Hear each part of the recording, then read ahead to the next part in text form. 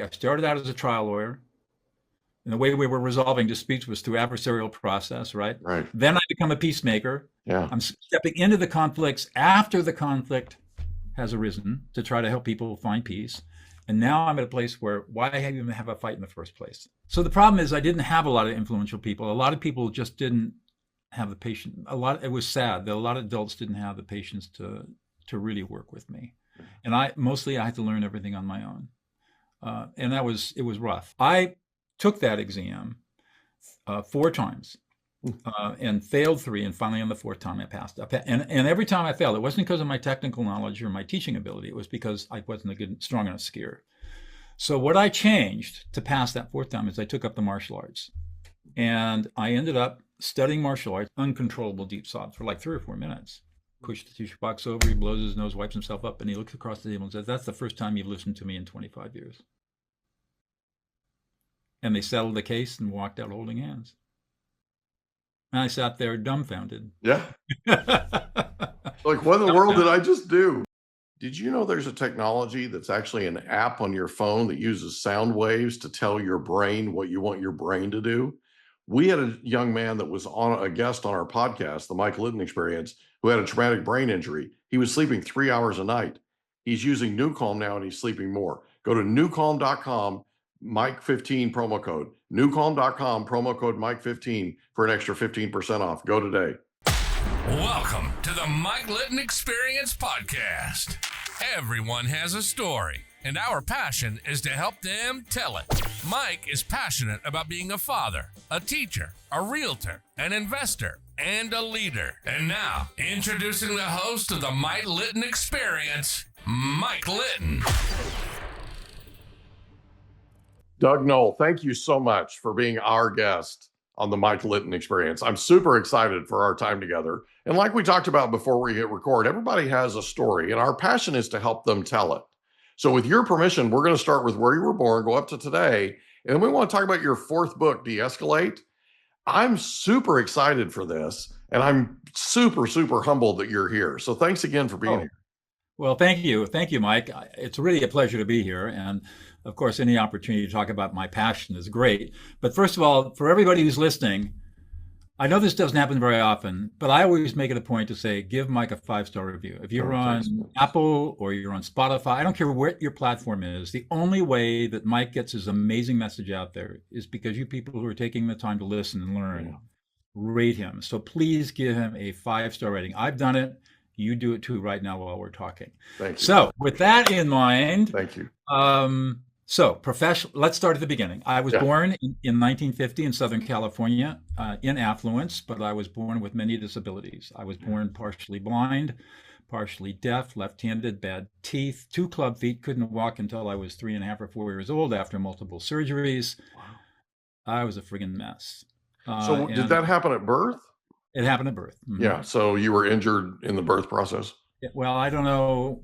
I just got in the wrong line genetically for a lot of bad stuff. Wow. So although I grew up in affluence and my mother and father loved me, in those days, nobody knew what to do with a kid like me. Yeah. I mean, it was bad enough that I was left-handed, but the fact that I couldn't see, and they couldn't figure that out until the 4th grade, and that I was 2 or 3 years developmentally behind everybody else physically because I couldn't walk because of my club feet, created a lot of challenges for me. So it was a pretty rough childhood for me emotionally. Anyways, but I did get in the right line for brains. And so I went to Dartmouth College. Awesome. Majored in English Lit, so I was Ivy League. And then in those days, if you didn't go to med school, you went to law school. Mm-hmm. So I came back to California and I went to law school. Where? I went to McGeorge School of Law, part of University of the Pacific in Sacramento, California. Graduated in 1977, clerked for an appellate judge for a year, and then went into private practice here in Central California. I joined the firm in September of 1978 and tried my first civil jury trial at the end of October of 1978. Wow, you got thrown into the fire fast. That's exactly right. And my next trial was down your way. I was in San Diego, a 7-month securities fraud case in the federal court in San Diego. We were defending a farmer on an almond case, and 7 months from December until May, June, And that was my second trial. So I learned how to try cases really fast. Yeah, you So did. that's what I did for the next 22 years. And then through a series of events that happened in my life that I won't bore you with, just to keep it short, I ended up making the determination that being a trial lawyer was my calling, even though I was very, very good at it. And I ended up going back to school in mid-career and getting my master's degree in peacemaking and conflict studies. And I left the practice of law in 2000. I gave my firm a week's notice and walked away from $10 million and became a peacemaker on November 1st, 2000, and started mediating high conflict cases, usually involving lots of money. I worked with some of the largest families, businesses in California where they're having internal conflict of all different kinds. And but the problem I had was that I didn't know how to calm people down. And nothing I'd learned taught me how to calm people down. Active listening didn't work, nonviolent communication didn't work. None of the stuff I learned, even though my professors in my master program were phenomenal, brilliant people, nobody had the skill set to how to calm people down. But in 2005, in a very difficult mediation, I had an epiphany, listen to the emotions. And as a result of that, I was able to take this divorced couple who had spent $50,000 each on attorney's fees on an $18,000 problem and would rather shoot each other than be in the same room with each other. After 4 hours, not only did they settle the case, they walked out holding hands and had lunch with each other. I mean, a complete and total reconciliation. It was unbelievable. Well, 2 years later, a brain scanning study came out of UCLA, out of Matthew Lieberman's lab, and it showed what happens in the brain when you engage in this process called affect labeling, or validating emotions, listening to emotions. And basically what happens is when I tell you what you're feeling, Mike, you're really angry, what I'm doing is downshifting the emotional centers of your brain while I'm activating the executive function of your brain at the same time. And we know this happens automatically in all human brains. Fantastic science supporting this incredible result.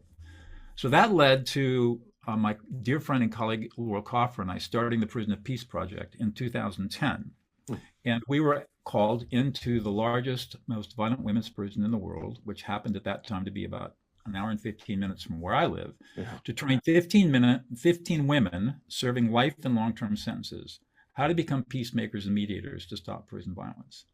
And we started in April of 2010, and they did it. By the time we were done with that prison in 2013, it was being closed and repurposed to a men's prison. The violence had just not disappeared, but it had dropped so dramatically that we actually got a letter from the warden telling us how amazing Prison of Peace was. And the foundational skill that we taught them was affect labeling, how to listen to other people's emotions to de-escalate them. And then Prison of Peace expanded from there, and today it's all over the world. I worked personally in prisons from 2010 until the pandemic in 2020. For 3 years, I was teaching guys coming out of gangs at Corcoran State Prison, 100 feet from Charles Manson's cell. So I was really in the belly of the beast there for a while. No kidding. And that led to writing and publishing with Simon & Schuster my fourth book, De-escalate, How to Calm an Angry Person in 90 Seconds or Less. I wasn't planning on writing another book, but all of my incarcerated students said, please write another book. They knew I was an author, and they said, please write another book so we've got something we can show our families, what we're learning here. So that led to De-escalate, which came out in 2017, and it sold over 50,000 copies, and it's in 5 languages around the world, and it's done really well. And that's led to my 5th book, which is coming out next year with Simon & Schuster, called Empathy Leadership, the Powerful Skill that Drives Winning Results. And it's all based on this counterintuitive idea that we listen to emotions rather than the words. And I know that you talk a lot about asking questions. And asking questions is really important, but I start even earlier than that. Because when somebody's really emotional and upset, you ask them a question and they can't answer it. Because the cognitive portion of the brain is shut down. It's overwhelmed by their emotional center. So if you're dealing with somebody who's really upset, you've got to get them calmed down, their brains calmed down, before you can begin asking questions and engaging in problem solving and conversation. And that's what I teach. So for example, have you ever had a situation where you've had an argument and it suddenly all of a sudden spins out of control and everybody's yelling and screaming? Yes, of course, everybody has. When you use the skills that I'm talking about, and we can dive into this deeper, when you use these skills, that will never happen again. You will never have. So I'll never have an argument spin out of control. You will never have a fight or argument unless you want to. But if you don't want to, you never have to have a fight or argument again with anybody over anything. You can calm things down before they ever get fired up. And people. Well, that's what I would prefer to do, and I would love to have that skill set. It is a skill that anybody can learn, and our brains are hardwired for it. That's the key. This is not based on pop psychology. It's not based on somebody's wish list of some woo-woo thing. It's based on hard neuroscience, and it works every single time without fail. And it has worked in maximum security prisons. It's worked at the Congressional Budget Office, where I've trained members, senior analysts, to calm members of Congress, and it's worked for everybody in between. There's you called it something labeling. The technical term is affect, AFFECT, affect labeling. Oh, affect. Okay. Affect I didn't labeling. quite understand what you were saying. So sorry. That's the technical term. However, we can simply say listening to emotions, or as I say, listening another person into existence, or emotional validation, validating another person's emotional experience. Right. So that in a nutshell. So basically, where my life trajectory, I started out as a trial lawyer. And the way we were resolving disputes was through adversarial process, right? Right. Then I become a peacemaker. Yeah. I'm stepping into the conflicts after the conflict has arisen to try to help people find peace. And now I'm at a place where, why even have a fight in the first place? Let me show you how not to ever have a fight or argument again in your life. And that's where my life is today. So here's the question. You brought it up, so I have to ask. And then there's a bunch of stuff I need to go back I know. to. So there's a lot there to unpack. I have like a million things I need to ask you. But because you brought it up and I know everybody's sort of hanging on every word, how do you de-escalate an angry, emotional person in 90 seconds or less? 3-step process. Write this down, everybody. Number 1, you have to learn how to ignore the words.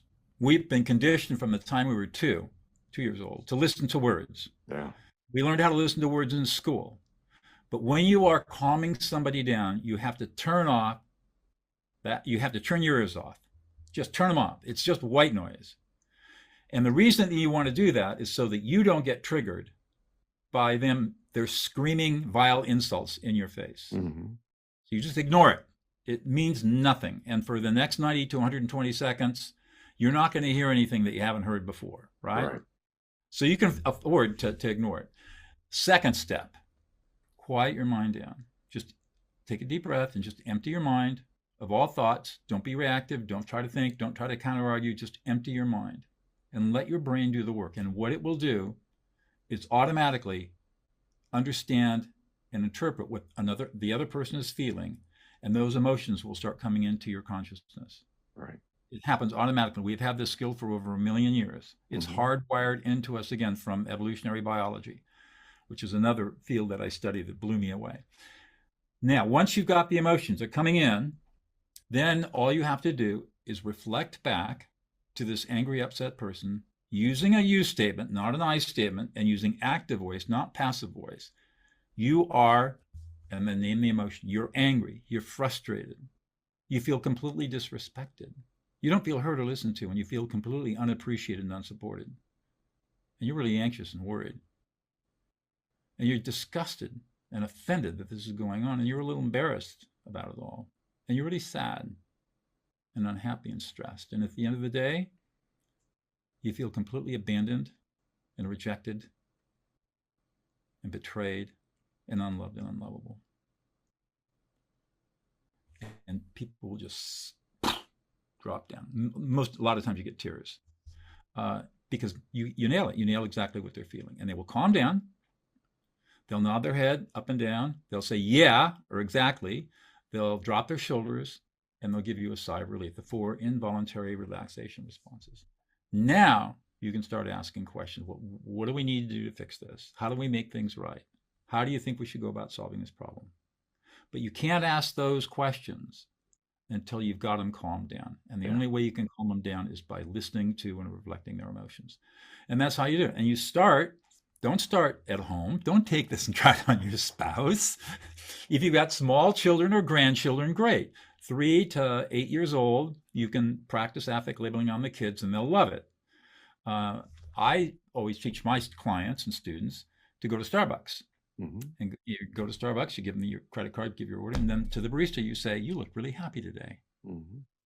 And you start in really socially safe places and start practicing labeling people's emotions, because it's weird. It is. It's counterintuitive. It's weird and it's uncomfortable. It's uncomfortable. Absolutely, it is, and it's uncomfortable until it's not. Yeah. And the reason that it does not the reason that it becomes comfortable is because once you do this and you see the effect that it has on another person, you say, "Oh my God, how come I didn't learn this 20 years ago?" Right. It's so powerful, but you have to have the courage to get over that hump of all the cultural conditioning that tells us that emotions are bad, emotions are evil, emotions make us weak, emotions make us vulnerable. Don't be emotional. Don't talk about emotions. That's all crap. Yeah. And we have to overcome all that conditioning, and it takes some courage in the beginning to do it. But once you do it, you got it. So we're all emotional creatures. We are, totally. There's no such thing as rationality. And it's fascinating how you went from you're angry all the way down to unlovable. 7 layers of emotions. Right? Right, exactly. And it's that feeling of abandonment. It's stacked. It's like it causes the anger. Yeah.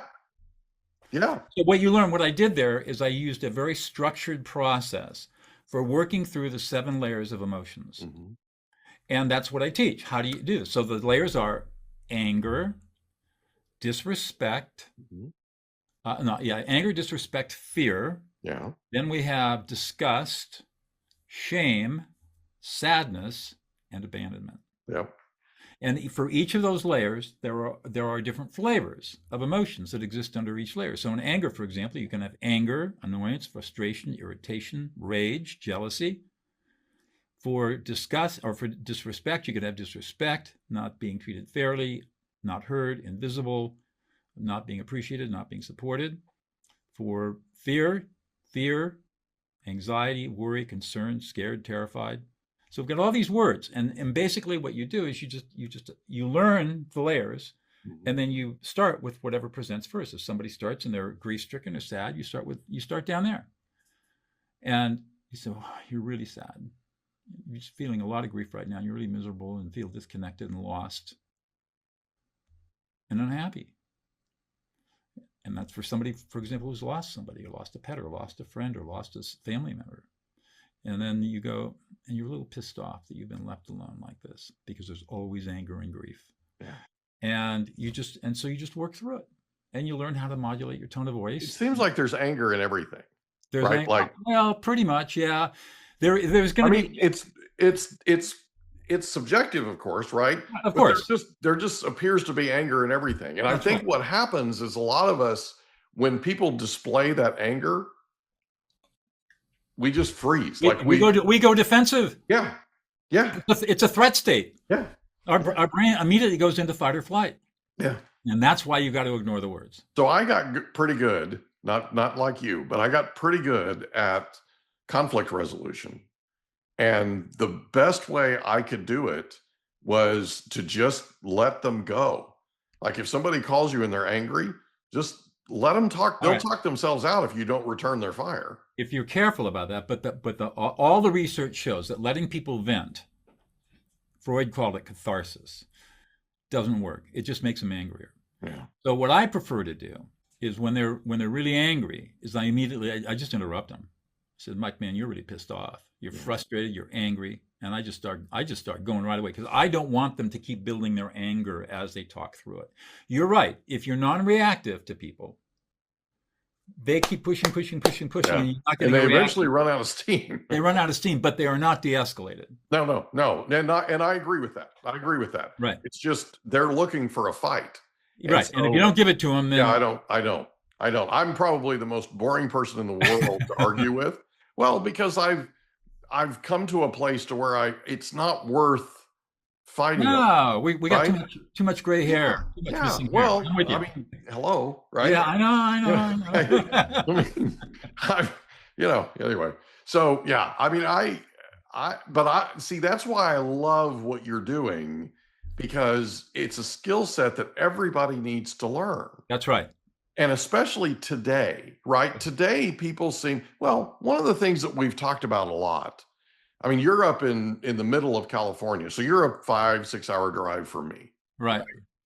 I interviewed a guy yesterday who was in Dubai. Oh my God. Yeah. And I'm having a conversation with you like we're sitting in the same room. That's right. He's just 12-hour time difference away. Yeah. Technologically, we're more connected than we've ever been, but people feel more disconnected than they ever have. That's correct. You know? And there are a lot of reasons for that. Yeah. But this is one way. In fact, I'm not going to say this is one way. This is the only way that I've ever found that you can authentically and truly connect with another human being simply by listening them into existence. And when you think about arguments, think about what happens in an argument. Their voices start to rise. Yeah. Why?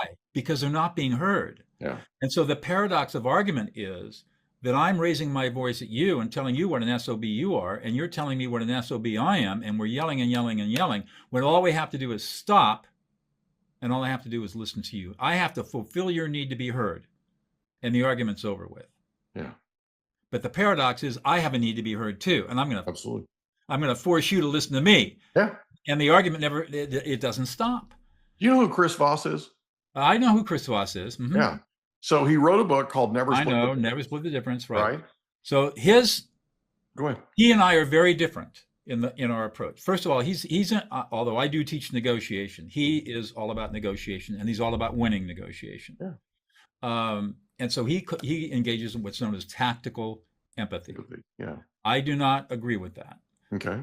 I believe that empathy is all about building relationship, not trying to get what I want from you by using tactical empathy, which I believe is manipulative. That's just not my style. Yeah. I believe in honest, true, authentic connection, especially when somebody's really upset, helping them downshift their emotions so problems can be solved. And that's what I do as a professional peacemaker and mediator. So he and I have very different worldviews about that. I actually wasn't going to bring that part of Chris Voss up.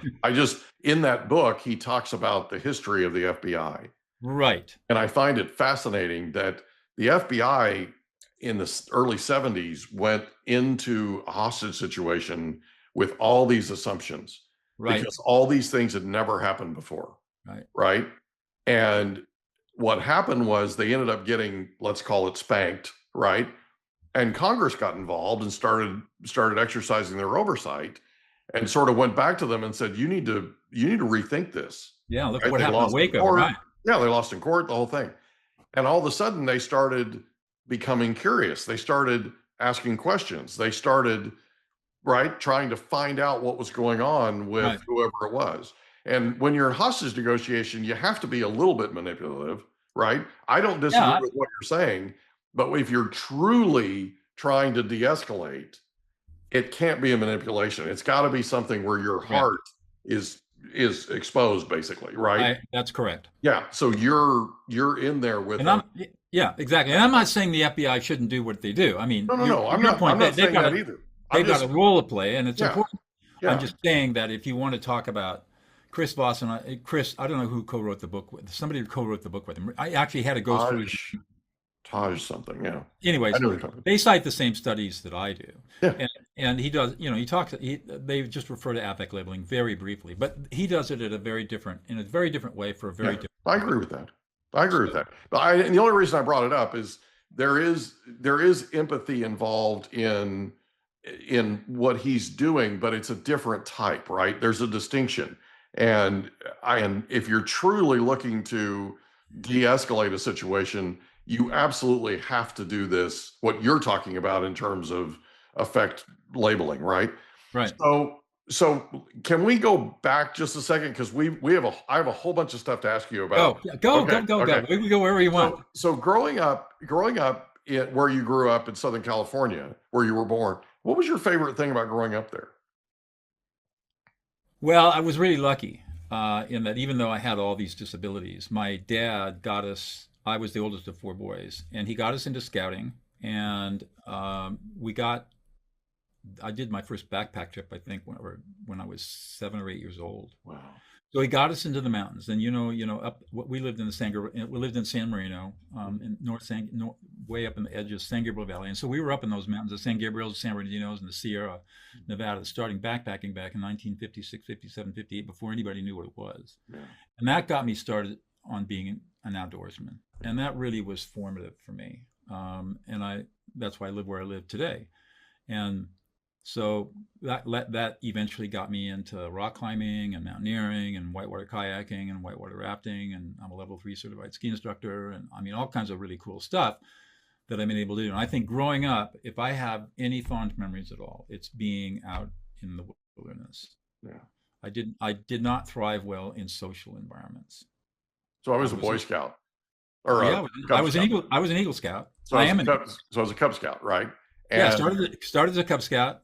And they have a meeting of the Cub Scout parents and Cub Scouts and all this, right? And they say that they're looking for a Weeblo leader.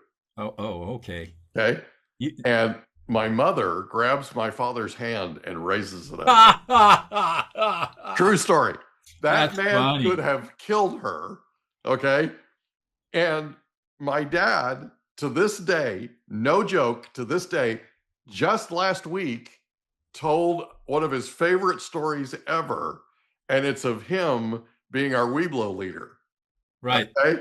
And some of the things we did on some of the camping trips and all that. So for those that don't know, Weeblos is sort of the transition from they're the tweeners, right? They're right. Yeah, you're about 9 years old, 10 years old somewhere, and then you're transitioning out. And so that's what Weeblos is. Yeah. So one of my dad's favorite things, great. one of his favorite stories is, you're not going to believe what these kids did, right? Oh, yeah.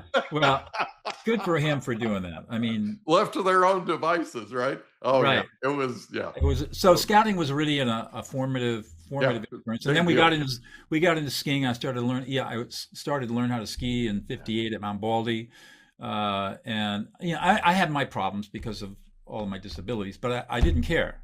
I went out, I'm going to do this. And I was a lot slower at picking stuff up than other kids, but eventually I got it. And, I went on I've done more things in my life than you can shake a stick at. And it's been amazing. I look back and say, wow, I have done a lot of really cool stuff over the years. What did your dad do? He started out in retail furniture. He graduated from Purdue with an engineering degree in metallurgy, and then married my mom, who grew up in San Marino, and they came back, and my grandfather offered him a job in the family business, and so they did that for 10 or 15 years, and then the business folded, and he ended up being a stockbroker, and then after that he and one of his best friends opened the very first investment advisory firms in the United States after Congress changed the laws in 1974. Somewhere in there, and they opened up their own investment advisory firm in Pasadena, and that's what he did. And then my youngest brother took over the business, and then my brother sold it a couple of years ago, and that's what they did. So they're all come from a financial background.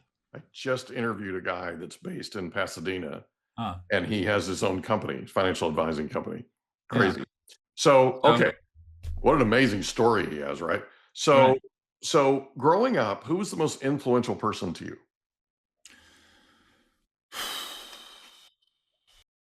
Did you know there's an app that has no side effects that allows you to use sound waves to tell your brain what you want it to do?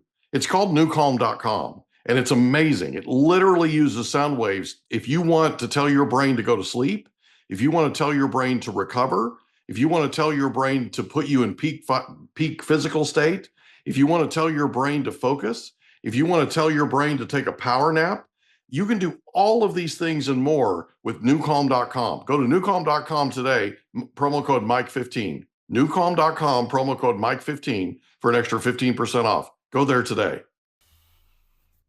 The fact that I'm pausing tells you something right there. Yeah. There weren't a lot of people that had a huge influence on me growing up. Like I said, I was severely challenged, and nobody really understood how to mess with me. The coaches wouldn't have anything to do with me because I was too hard to coach. In the fourth grade, I go back to my eyesight. I couldn't understand why I was failing in school. So finally, in the fourth grade, a school nurse gets the bright idea to test my eyes. Nobody had ever bothered to check my eyes. They find out my vision's 2400, Mm. and which is just on the edge of blindness. Mm. They give me big thick Coke bottle glasses with big black rims. So now I'm a geek in a time when being geeky was not good. Yeah. But that summer, I advanced 3 grade levels, and I could see. But wearing thick glasses means you can't play football, you can't play baseball because you got to see, and that doesn't work. So all the kids are playing all these popular sports, and I'm not out. I become a swimmer, and because you don't need to swim, you don't need to see when you swim. You can see the wall, flip turn, and you're on your way back. It's pretty easy. So the problem is I didn't have a lot of influential people. A lot of people just didn't have the patience. It was sad that a lot of adults didn't have the patience to really work with me. And I had to learn everything on my own. And it was rough. And my parents, I was the oldest, and they had 3 other boys they had to raise. And so they could only devote so much time to me. And I was doing well in school, so that was good enough for them and didn't cause problems. And they thought I was fine. Yeah. I wasn't. How did that impact you? Well, I felt I grew up feeling socially lonely. Yeah. I developed. I can only imagine. I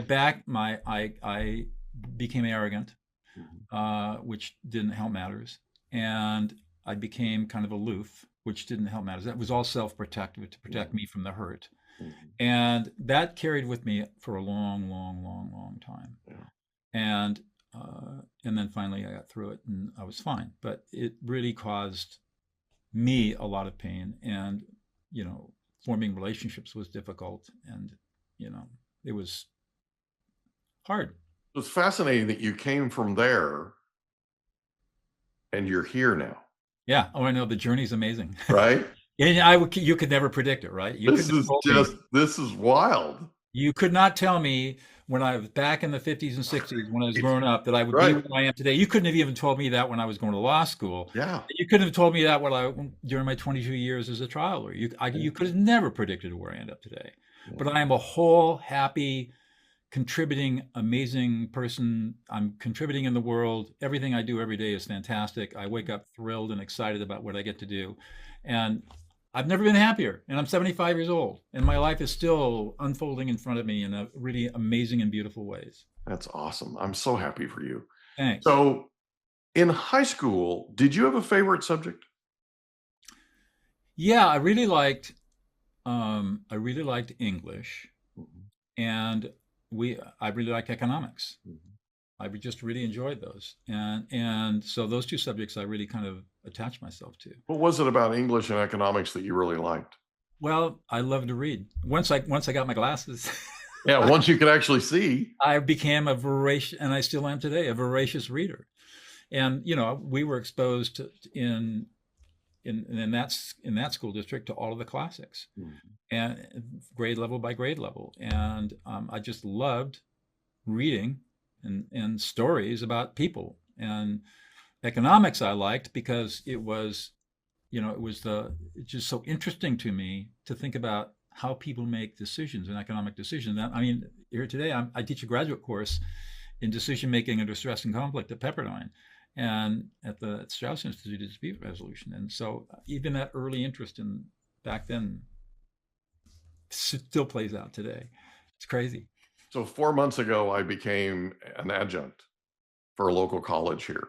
Down in San Diego County. Yeah, in real estate. And it's my first professional, I'm a professional educator, right? Right.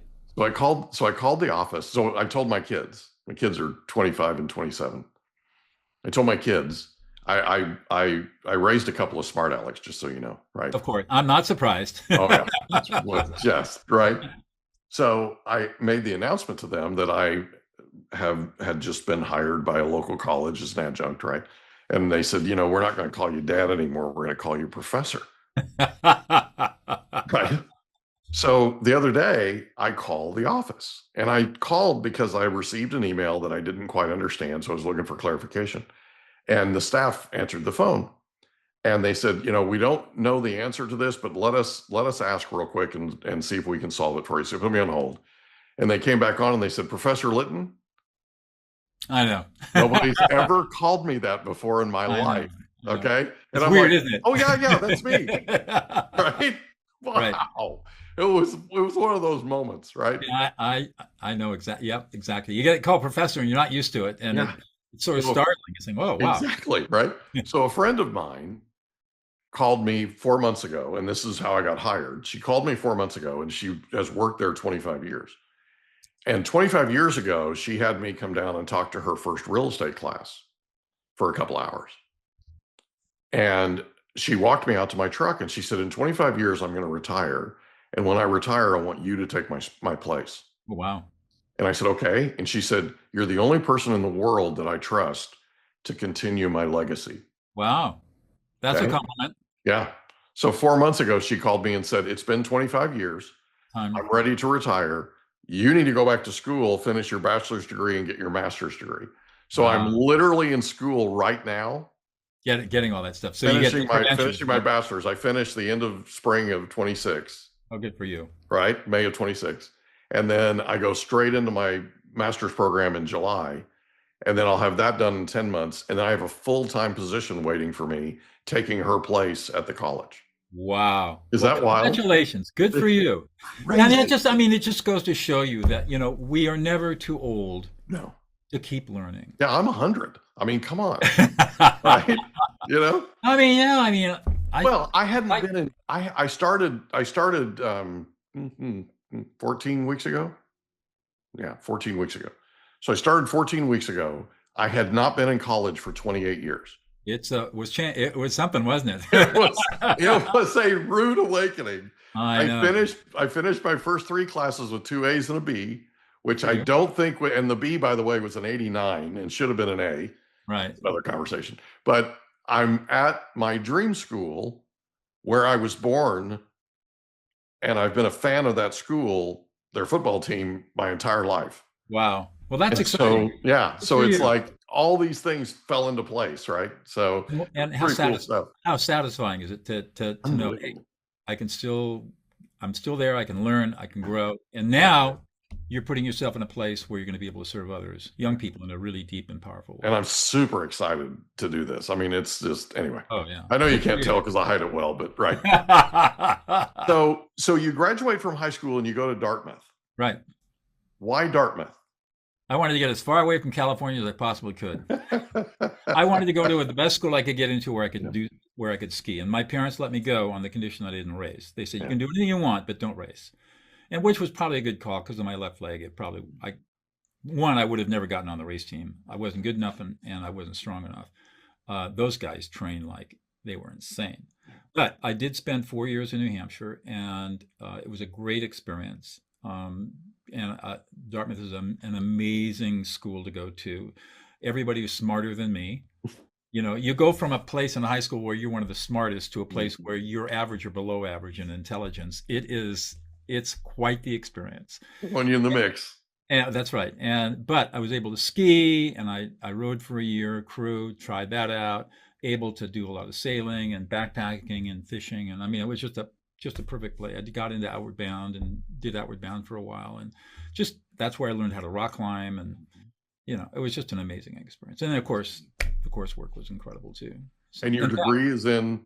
My degree's in English Lit. And I'll tell you a really quick story. So, while I was an English Lit major, and while I was there, Dartmouth was a huge computing center. John Kemeny, who was the president of the college at the time, along with another professor, had invented basic programming, beginner's all-purpose symbolic instruction code. And they saw what was coming. And so we had the Kiewit Computer Center, which was this huge, gigantic building with a mainframe. And we all had to learn how to code.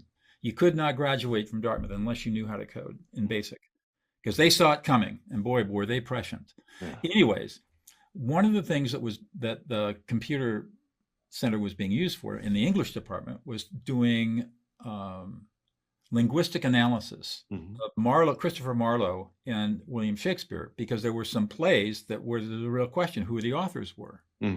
So they were able to do this linguistic analysis with a computer analysis and determine this is Marlowe, this is Shakespeare, here's where they both wrote in the same play, they both co-wrote it, and here you could see the different parts. All right, I want you to fast forward. Let's see, that was probably 1973. 75, 73, 74, 70. I graduated from Dartmouth in 73. So that would have been 1970. Fast forward 15 years. Now I'm a lawyer. A client comes to me and says, my business partner and I got a divorce, and he just wrote a 3-page handwritten anonymous letter that defamed me. And I'm going into bankruptcy because none of my customers will do business with me. And I read the letter, and sure enough, it was defamatory. And he said, how are we going to prove that my partner wrote this letter? It's unsigned. I said, how many examples of his handwriting do you have? I said, I got a file cabinet full. I said, give me 100 examples. I call up the linguistics department at Fresno State, get a hold of Jerry McMenamin, who's a linguistics professor, meet with him and say, hey, Jerry, if this is what I learned in college, what do you guys think? He said, oh, this first-year graduate student could do this. So he writes the report, pointing gun. We end up recovering for my client $6 million based on my degree in English literature at Dartmouth. Amazing. What a great story. I love that. So what was the single most important thing you learned at Dartmouth? How to learn. Yeah. How to learn. The most important thing I learned was that it's not about knowledge. It's about how to think critically. And that's why I went to law school. I mean, I was beginning to develop my critical thinking skills at Dartmouth, and I realized that I needed better training. So why not go to law school? I had no intention of really being a lawyer. I could care less about the law. But I knew that I could go to law school and learn how to think like a lawyer, which is all about critical thinking. And that would really sharpen me up. And I'd have a professional degree and a professional ticket. I could pretty much practice or do whatever I wanted with it. And I just sort of stumbled into, clerk for a year. I didn't have anything to do, so I go clerk for a judge for a year, right? And then after that, okay, well, I'll join a firm and see how that works out. And it was just nothing really planned. But law school did teach me critical thinking. And to me, that's probably the single most important skill you can have today, is being a good, strong critical thinker. Because with AI, AI is a wonderful tool if you're a good critical thinker. Mm-hmm. It's dangerous as hell if you can't assess what you're getting back from AI, because you don't know how to think about things and how to analyze and how to look at stuff and say, is that right? I don't know. In this 5th book that's coming out next year on empathy leadership, I used AI a lot to do research and to help me. And I can't tell you how many times I told ChatGPT and Gemini they were just flat wrong, and to go back and think about it again. And I'd get into these conversations with them, and finally they'd say, you're right. I missed that. And they would come back with the right answer. But if I wasn't a strong critical thinker, I would have just adopted it, and it would have been garbage. Yeah. No, I'm with you. And that's incredibly important that you're able to disseminate and analyze what it is that it's creating for you, right? Exactly. And look at it and go, okay, is that right? Yeah. That's a big deal. So you end up going to law school. Right. And you learn how to think critically. You graduate from law school with really no interest in law. No. Right? Right. And you end up going into law. Can you explain that? Yeah, it's just default. I mean, unfortunately, not like today. Today, a law degree is a degree of 1,000. It's one degree with 1,000 opportunities. Mm-hmm. A law degree today is more valuable than an MBA. Yeah. There are more CEOs that have law degrees than there are CEOs that have. Why is it more valuable? CEOs with JDs than there are with MBAs. Why is it more valuable than an MBA? Because you know how to think. Yeah. And you can learn everything you can learn. I mean, a lawyer. I don't mean to demean the MBA programs, but when you go to law school, all that stuff they teach in business, masters in business administration, you can pick it up by reading it and figuring it out. It's not that difficult compared to law school, which is very difficult. And I know plenty of people who have JD MBAs, and they all say the same thing. The MBA was a cakewalk. The JD made me really work. So you can think. Yeah. You got it. It's difficult. And so but once you learn how to think, then you can learn anything. Mm-hmm. And when I was a trial lawyer, I did business and commercial litigation. So no 2 cases were ever the same. Mm-hmm. And every time I had a new case, I had to learn an entirely new business. I had to learn an entirely new set of laws. I had to learn, it was just starting from scratch every single time. Nothing repeated itself. And I love that. I love that complexity and that difficulty. And that's why I was so successful, is because I could take on that complexity and most other people didn't want to put the time or effort into it. Is there anything in law in the law school experience that you had, is there anything that you would do to improve on that? Well, I've taught law for a long time. I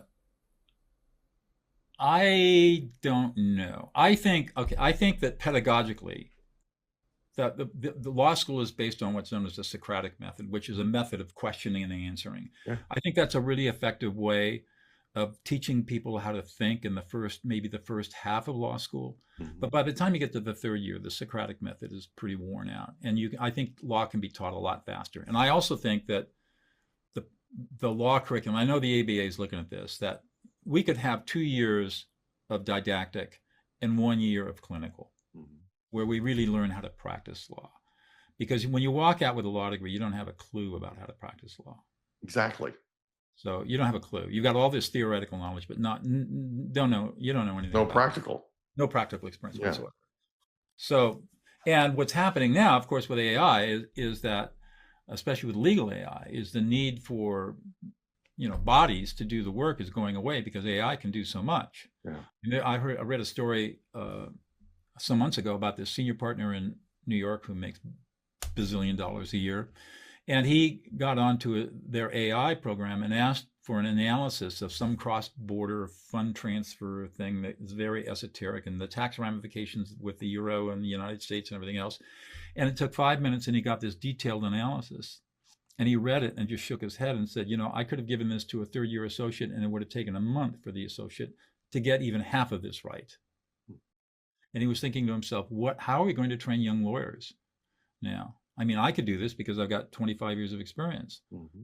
But how are we going to train young lawyers when we don't need them to learn how to do this stuff? Because we've got AI that can do it all. And it was a really interesting question. Yeah, it is. And it's something that I've heard through the grapevine, so to speak, right? I've heard is an issue because it's a big issue. Yeah, they're coming out of law school and these students are relying on law firms to train them, right? And some of the law firms are woefully short in terms of training.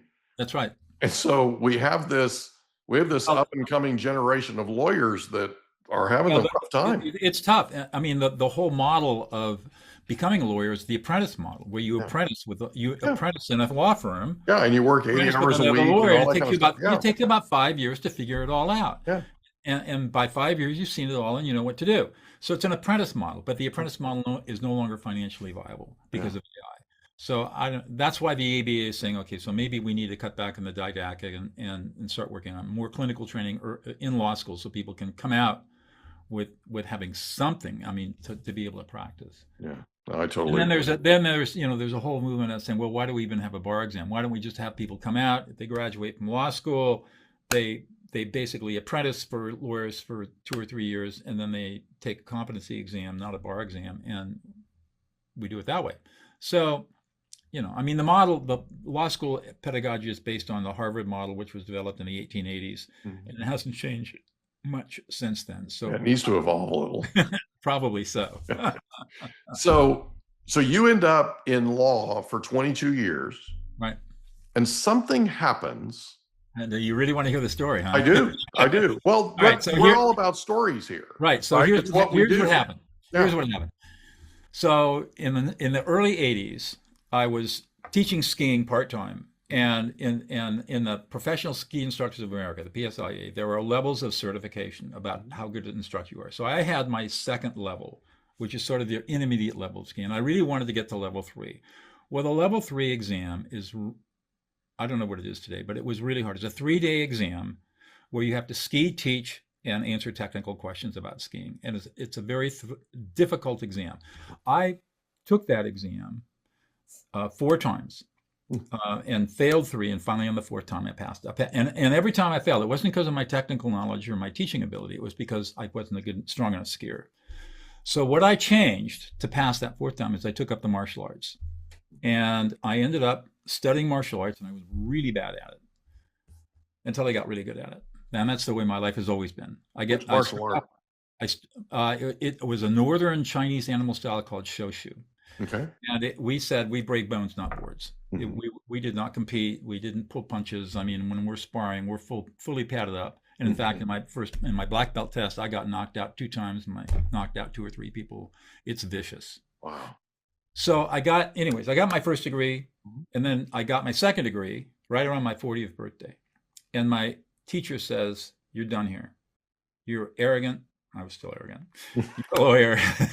You are, and now you're a second degree, and nothing intimidates you. You need to go learn Tai Chi. So he had me start studying Tai Chi as a martial. Why? Because Tai Chi has 2 paradoxes. The softer you are, the stronger you are. The more vulnerable you are, the more powerful you are. And he wanted me to learn those paradoxes. And I did. Wow. At first, it did not compute. Soft, vulnerable? No way. I was a warrior in every imaginable way. But as I practiced Tai Chi and began to teach Tai Chi, these paradoxes started to sink into me until one day in the late 90s, I was in a courtroom and cross-examining somebody, and the thought came to me, what the hell am I doing in here? And after that trial, we had a river trip planned on the main salmon with a bunch of friends. And so I spent 10 days in my raft all by myself. We're all experienced whitewater people, and thought about how many people I'd really served as a trial lawyer. And I could only count 5 people in 22 years that I'd served as a trial lawyer. The way I really felt they came out of the system better than going in. I said, I don't want to go 30 or 40 years and only serve 15 people. So I just decided then, I'm done with this. But I didn't know what I wanted to do. So of course, I come back to town, drive out of the mountains to my office, and I hear what turned out to be the one and only public service announcement on our local public radio station for the new master's degree program in peacemaking and conflict studies being offered at Fresno Pacific University. And it caught my attention. I jotted the number down, and within 3 months, I was back in school. full-time graduate student again, 22 years after graduating law school, and working. You're 40-something. Yeah, I'm in my 40s now. Yeah. And I'm a 3/4 time law professor and full-time trial lawyer. I mean, those 3 years were intense and crazy. Yeah, they were. And it completely changed my life. What I learned in that master's degree program completely changed everything. And I finally understood what the limitations of the law were, and said, okay, I don't want to do this anymore. The law is important, but it's got a lot of really severe limitations in terms of how we resolve conflict with trial. Yeah. There are better ways to resolve conflict than through trial. And let me see what I can do about helping people that way. And today I help more people in a week than I helped in 22 years as a trial lawyer. Amazing. Absolutely amazing. So you graduate with your master's, you go into mediation. Right. So before you were fighting. Right. And now you're right. And that was really interesting because I had a ferocious reputation. People knew that I was extremely ethical. Yeah. But they also knew that I was intimidating, and I was always prepared. And I lost very few cases that I tried. In fact, and I made people work. And I'll never forget I was assigned a judge in a case at one point in time.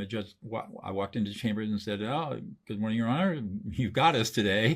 And he took one look at me and said, "No, get out of here. I don't want to work so hard. Go back to the PJ, get another judge. I don't care what your case is. I do not want to work as hard as you're going to make me work." True story. And I had to get another judge. So the reason that I won is I prepared everybody. I prepared my opponents, and I learned that preparation is everything. Where did that come from? It came from my disabilities. Yeah. It came from struggling and learning nobody's going to do anything for me. I have to do it all myself. Mm-hmm. That kind of led me to the arrogance problem. I can't depend on anybody. Nobody's going to help me. Nobody cares about me. Nobody really is.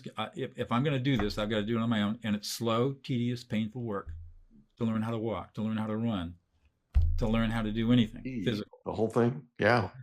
And that's where I learned it. And the more I learned how to learn, the better I got at it. That comes back to that lovable thing. That's right. That's right. Unbelievable. So this whole thing comes full circle. Absolutely. So you get into mediation and you work with this couple. This is in 2005. Yeah. Right. You work with this for 5 years. Yeah. So you work with this couple who are just like, they hate each other. There were knives on the table. There'd be blood on the floor. Exactly. Right. And you have this epiphany. Now, And where'd that the come from? epiphany, it sounds like, is that they're wanting to be heard, That's right. right? Because of this sort of 7 layers that you're talking about, right? This, I didn't even have that at that time. I understand, but like that's Right, now but what exactly you're correct. identifying. They Yeah. did not know how to listen to each other. Yeah. Now, this all built up because I began to study neuroscience in my master's degree program, the neuroscience of peace and conflict. And I was the first person to ever write an academic piece on the neuropsychology of peace and conflict, which is chapter 7 of my first book. Nobody else had ever touched this stuff in my field. And so I'd done all this reading in neuroscience, and I'd talked to I was tutored by John Wallman at Caltech. And so I had a good deep background in it. And I think everything just sort of culminated in this moment. Yeah. And all of a sudden, the dots connected. And I saw clearly what had to be done. Wow. And when we were done, I started off and I said, Susan, all I want you to do is tell us what John is feeling. And she couldn't in the beginning. And I coached her. Now, what's he feeling right now? Oh, he's really angry. So tell him that, John, you're really angry. She immediately calmed down. He immediately calmed down. I mean, it was like instantaneous. And then I had him switch. And when we were all done, John looks across the table at Susan. He's living in Bakersfield. She's in Santa Barbara. And he puts his head in his hand like this, and he starts to sob. Uncontrollable deep sob for like 3 or 4 minutes. Pushed the tissue box over, he blows his nose, wipes himself up, and he looks across the table and says, that's the first time you've listened to me in 25 years. And they settled the case and walked out holding hands. And I sat there dumbfounded. Yeah. Like, what in the world did I just do? Well, I knew what I'd done, but I didn't know why. I said, this is weird. And I was really scared to do it again, because listening to emotions, it just goes so against everything that I've been taught and trained and know about. But I did, and it worked. It worked every single time. And now I was starting to get cases from lawyers because I could listen to their clients in ways they couldn't. And I could settle these difficult cases because I could listen people into existence and make them feel deeply heard. And once they were deeply heard, then they could sit and talk about, okay, so what's a smart way to get rid of this case? And so I got very effective at it. What did you learn? What did you learn specifically in neuroscience that helped you with this? So much. When you begin to understand, I think the most important thing to understand about neuroscience is that it's the real deal. And I had studied psychology, and psychology, in my opinion, is not the real deal. It's a lot of subjective theoretical stuff with studies that are looking at behaviors, not looking at what's really going on in the brain. When you're really able to do a brain scanning study and see exactly what parts of the brain light up and what parts don't and how it all connects, now we got some objective empirical data to understand how we really process information. And it turns out that a lot of how psychology thought that we processed information turns out to be exactly the opposite. Yeah. I mean, for example, we could go in for hours about this, and I know we're coming to the end of the show here. But for example, some really basic ideas like emotions. We're not born with emotions. Psychology assumes we're born with them, but we're not. We're born with something called affect, A-F-F-E-C-T, and only at about 18 months do we start developing emotions, and it's a cognitive process. And we can see what's happening in the brain while this is happening. And that when you start seeing human beings that way, it completely changes things. The other thing that neuroscience showed me was that there's no such thing as rationality. We are emotional. Every single thing we do is emotional. Every decision we make, every behavior we engage in, is all emotional. And we can engage in deliberative thinking, but deliberative thinking is not rational thinking. Yeah. In fact, I defy people to give me a good definition of rationality. And they can't. I know they can't, because there is no good definition. It's circular. And when you ultimately look at definitions of rationality, it's ultimately emotional in the result. So these are the things that all of my education helped me to develop. And then all of a sudden in application, I'm confronted with a problem, and all of a sudden my brain integrates and I see it. Oh, got it. Listen to the emotions. Don't know why. Let's do it. And it worked. So you're in mediation, and you end up on a project that you mentioned in a women's prison. Right. So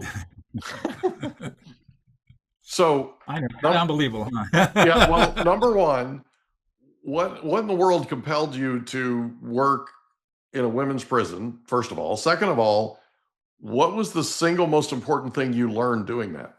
Oh my God. Great questions. The way the project started was that it was August of 2009, and my good friend and close dear friend and colleague, Laurel Coffer, who's a lawyer and mediator and adjunct at Pepperdine with me in LA, calls me from her mailbox. And she said, "Hey, you got a minute?" I said, "Sure. Let me read you a letter." So she reads me this handwritten letter from Susan Russo, who is now deceased, who was serving a life sentence without possibility of parole at Valley State Prison for Women, which is in Chowchilla, California, about an hour and 15 minutes from where I live.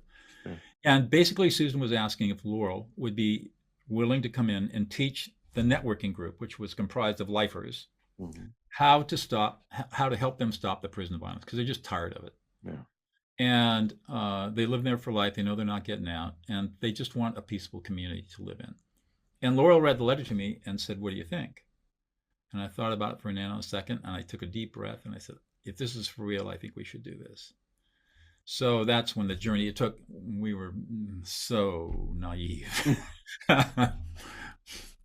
Anyways, to make a long story short, we finally got permission in March of 2010 to start.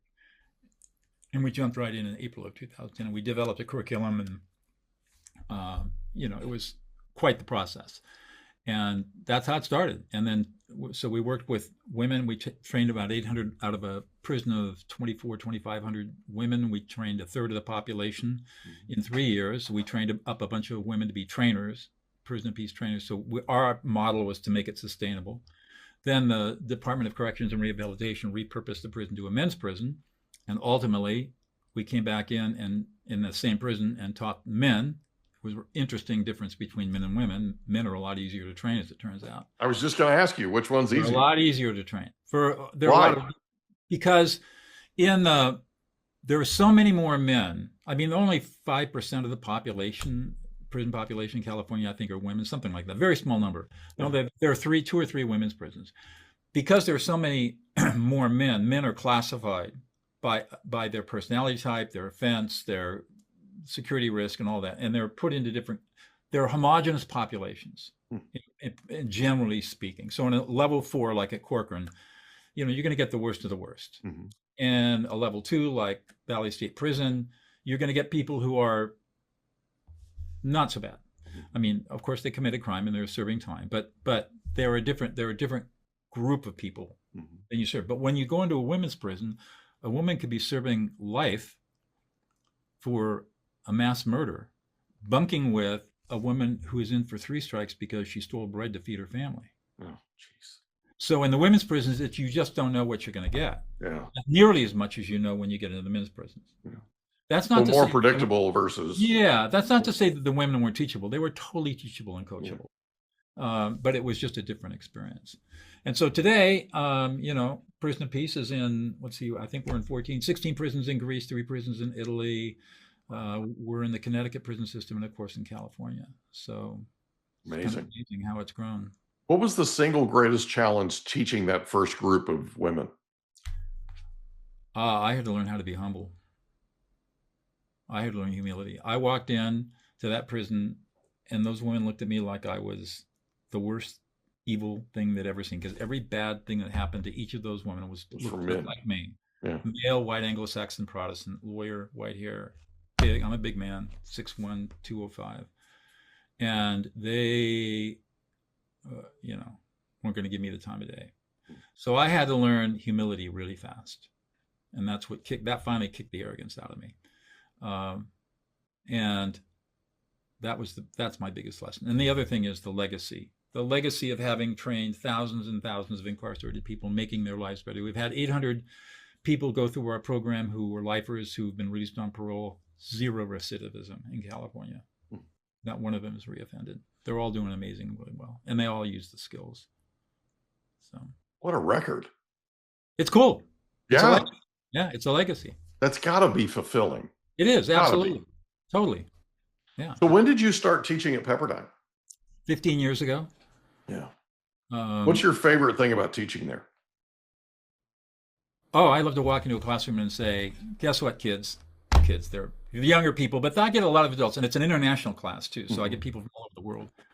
There's no such thing as rationality, and every decision we make is emotional, and there's no such thing as free will. And we're going to examine all of that in decision making. How many of them fall out of their chair? All of them. Because that's what neuroscience shows us. Yeah. And when you actually get it, all of a sudden it doesn't close you off. It opens you up to all kinds of new possibilities that you had never really thought about before. Well, and you feel equipped to go into situations that you were ill-equipped to go into. Exactly. Before, right? Because you can see the behaviors, and they're now, it's not chaos, it's predictable. It's got to be confidence building. Absolutely. Yeah. Absolutely. So. That's cool. So you started writing books how long ago? After I turned 50. I took my graduate thesis and turned it into a textbook, because at that time I was teaching a class called Peacemaking for Lawyers. Yeah. I wanted to teach law students what I was learning because it was so eye-opening. Yeah. So I ended up writing a textbook called Peacemaking for Lawyers, and that came out in 2003, I think. Then my second book was called Sex, Politics, and Religion at the Office, that I co-wrote with Dr. John Bogart. That came out in 2007, 2008, way ahead of its time. DEI, how to do DEI, long before people were talking about DEI. We were way ahead of the curve on that one. Then my third book was called Elusive Peace, How Modern Diplomatic Strategies Can Better Resolve World Conflict. And that was taking all this stuff that I'd learned and showing why the international diplomatic community was failing at peacemaking efforts around the world, and still fail today, because they're using 14th century technology to solve 21st century problems. And then De-escalate in 2017, and then in 2026, September 2026, Empathy, Leadership, the Powerful Skill That Drives Winning Results. How to use leadership empathy to drive high-performing teams. Yeah. So if somebody's listening to this and they want to pick up De-escalate, where can they find it? Amazon. Okay. Anywhere, any good bookseller. It's a Simon & Schuster. It's available everywhere. Any bookstore, I'm pretty sure Barnes & Noble carries it. Any good bookstore should be carrying it. And if not, just get it off Amazon. Gotcha. Is there anything else you want to cover before we wrap up? Man, you covered the waterfront with me. I don't think, I've been on over 1,000 miles. I don't ever think I've had anybody ask me about my life quite in this kind of detail. So it was fun. Thanks. It was great. Well, it's kind of fun. It's kind of fun because everybody that's on here has accomplished something. Right. Right. And it's sort of the chicken and the egg thing. Right. And oftentimes what we find is what you found, which is there's a lot happening in their formative years that ends up coming back and blossoming to an extent, right? Right. Later in life. Right. And we find that this just goes full circle, and it's fascinating. Yeah. I had one guy that I interviewed last year, got up from the interview, and he said, when's this going public? And I told him 3 weeks, and he goes, good, I got to go home. I said, okay. He goes, I said, what's going on? He goes, I just told you 6 things I haven't told my wife. So it does happen, Okay. All right. It does. Well, people want to reach out to me, Doug Noll, Doug@DougNoll.com. And if people want to learn more about my stuff, you can DM me on LinkedIn at Douglas Noll, and let me know you're interested. I've unlocked one of my online courses, how to deal with anger and aggression, and also I've got a cute little ChatGPT tool that will help you learn these skills. So if you're interested in learning any of that stuff, want more stuff, email me, Doug@DougNoll.com, or DM me on LinkedIn at Douglas Noll, and I'll be happy to send anybody in the audience who's listening to this some tools that can get you started in learning how to do all this stuff. So it's Doug@DougNoll.com, and it's Doug is DOUG. We're in 76 countries worldwide now. So okay, right at DOUGNOLL.com. Just email me. I'm a sole practitioner. I answer all of my own emails, and I'll be happy to supply people with this online course that'll teach you a lot of the skills we were talking about today, and give you a little AI tool to help you deal with difficult conversations. Beautiful. I'm going to hit you up for that. I'm going to have you send it to me. Okay. Thank you again for being our guest on the Mike Litton Experience. This has been a lot of fun. Absolutely. Thank you. Thank you, bud. Can I ask you a question? Did you know that there's a technology that uses sound waves that'll tell your brain what to do?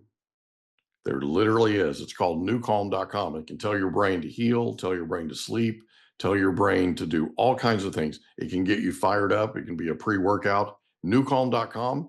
And the promo code is Mike15. Newcalm.com, promo code Mike15 for an extra 15% off. Go today. And that's a wrap. Another episode of the Mike Litton Experience in the books.